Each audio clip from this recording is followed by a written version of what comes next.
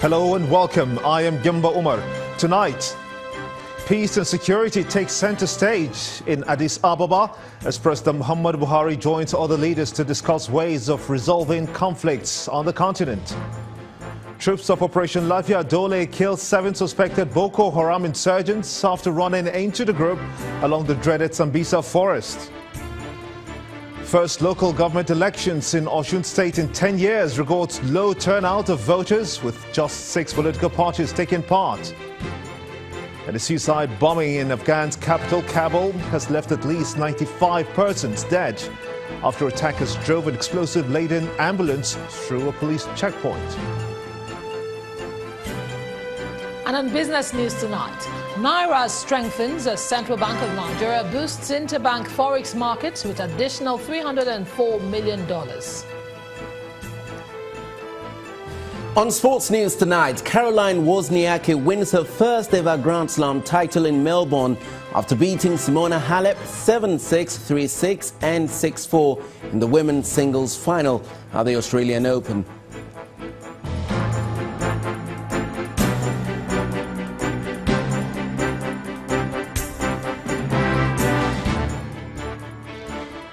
We begin tonight with the preparations for the opening of the 30th African Union Summit on Sunday, as members of the AU's Peace and Security Council are already talking about violent extremism affecting the continent.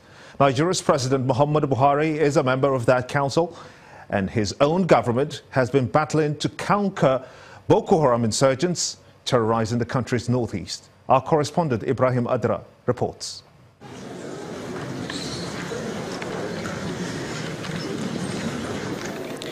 It's one of the engagements of President Buhari less than 24 hours after his arrival. Proud that we are indeed building that platform across the... He joins 14 other members of the AU standby organ, whose duties include prevention, management and resolution of conflicts. At the moment, the Council and the AU have their job cut out for them. The challenges are enormous and diverse. The chairman of the Peace and Security Council is worried that more terrorist groups are taking roots in member states.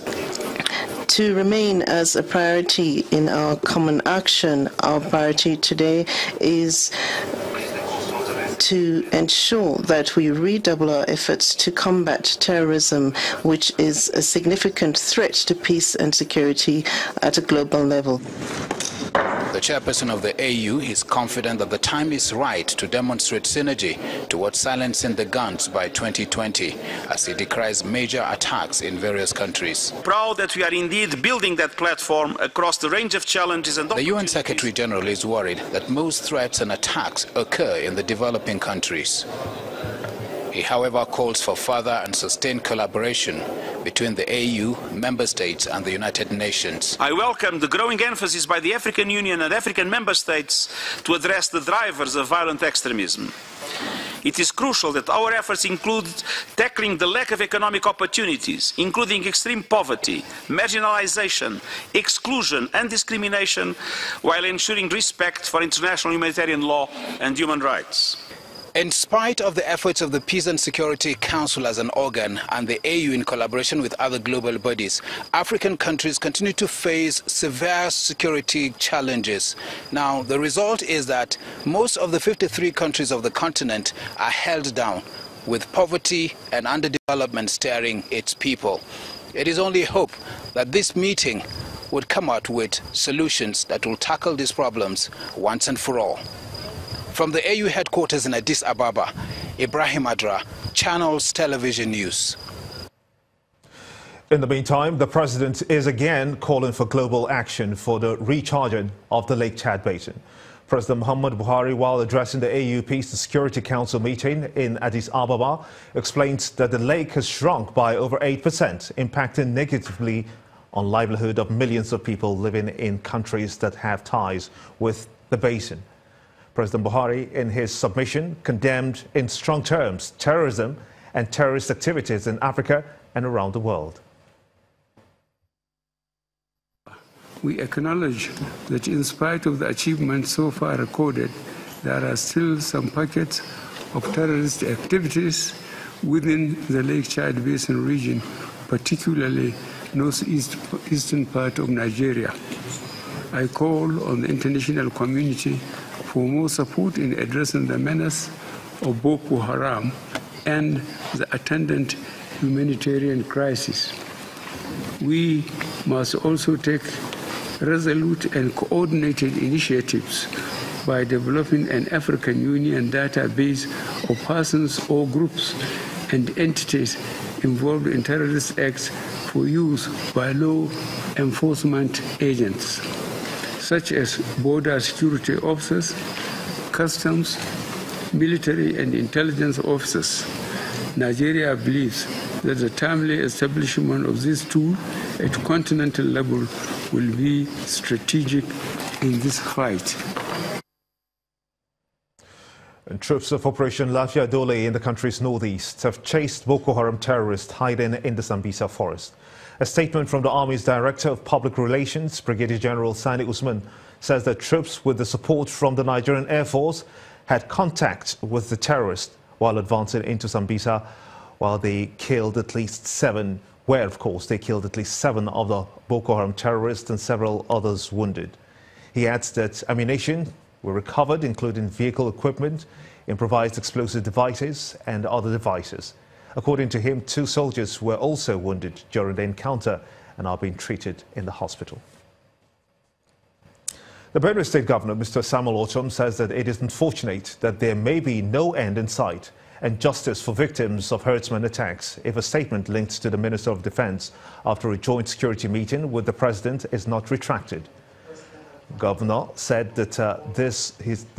this while responding to Thursday's briefing of State House correspondents by Mr. Mansur Dang Ali, who blamed the herdsmen killing in Benue on implementation of the anti-grazing law, while the Department of State Services blames the Islamic State for the genocide.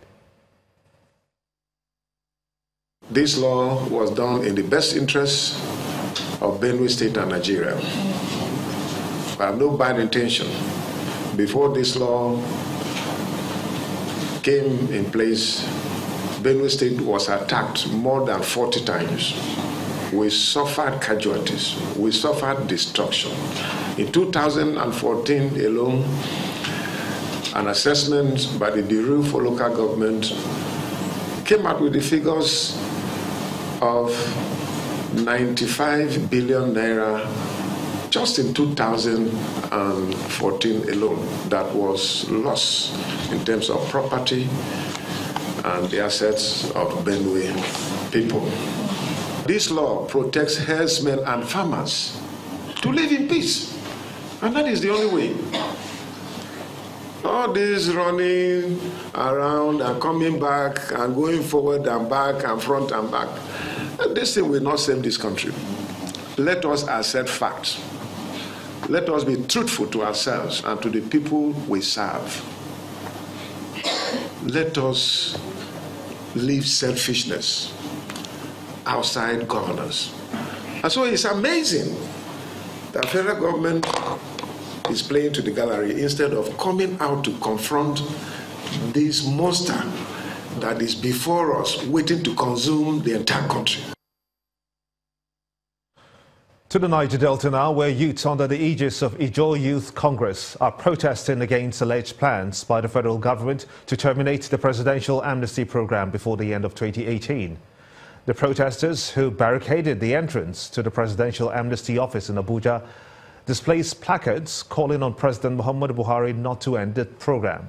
The presidential amnesty program was introduced in 2009 to address the insecurity in the Niger Delta region.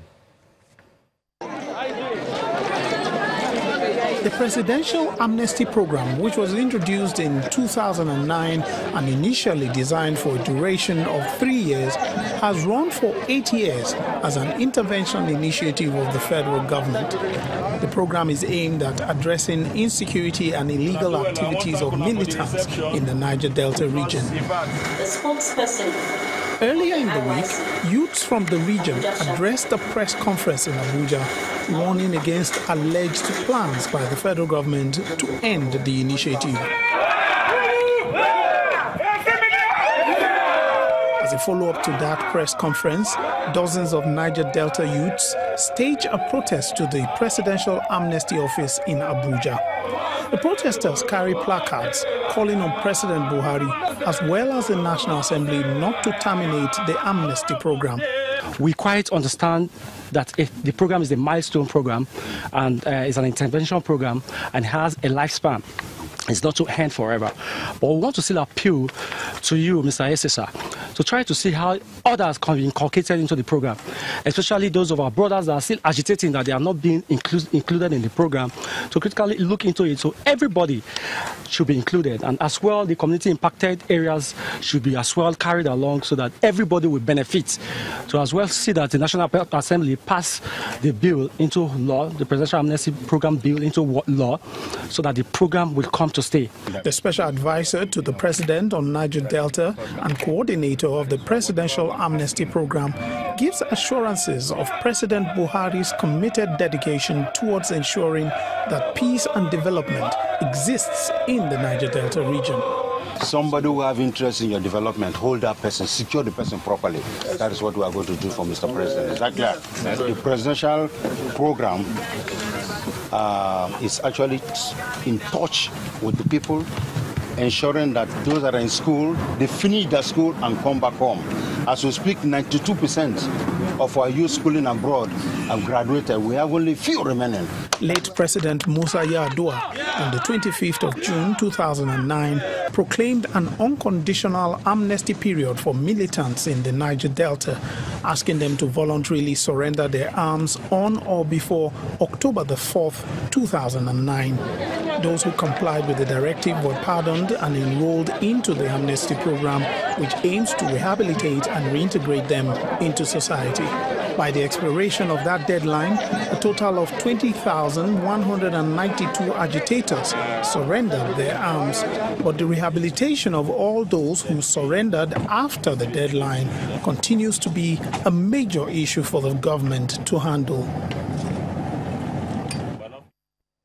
Meanwhile, leaders from the Niger Delta region are working to maintain the relative peace experienced in the region and want the youth to remain calm and shun restiveness in the interest of national unity.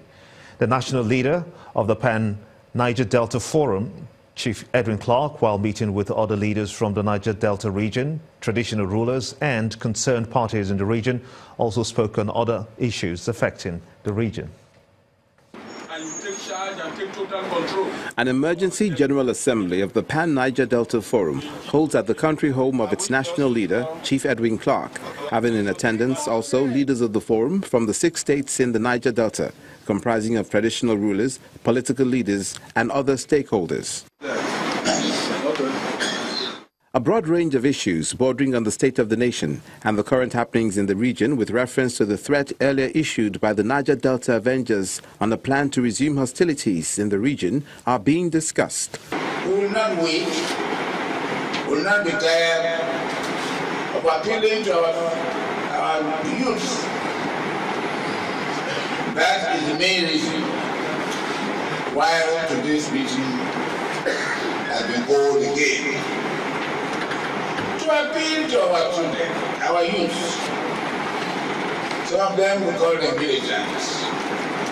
Some of them we call them comrades. Please give peace a chance. After hours of deliberations, the General Assembly in a communique expresses solidarity with the people of Benue State and resolves to totally reject plans to establish cattle colonies in different states of the Federation. Rejected the idea of setting up cattle colonies around the country and advised the federal government to handle this sensitive matter with tact and treat the issue of animal husbandry as commercial transaction which should be left in the hands of relevant stakeholders. Other parts of the communique includes the call for restructuring and the use of the 13% derivative to states in the region. The only answer to the very many problems, injustice facing this country is restructuring. It is only when we restructure Nigeria and allow every region to develop at its pace that the problem of injustice, marginalization will be addressed.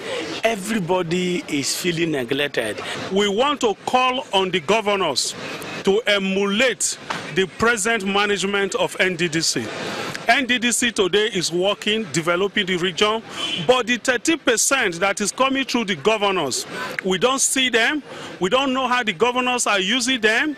Today in Delta State, the Sopadec is closed. The people of the Niger Delta, especially the youth, are being encouraged to be patient and show restraint in the face of conflicting issues, while the government is urged to live up to expectations of resolving those conflicts. In part two, after the break, a look at the move to revive the country's rail system of transportation and the financing options. Will be joined by Mr. Adekunle Onyiloye, Managing Director of the Bank of Infrastructure. Please stay with us.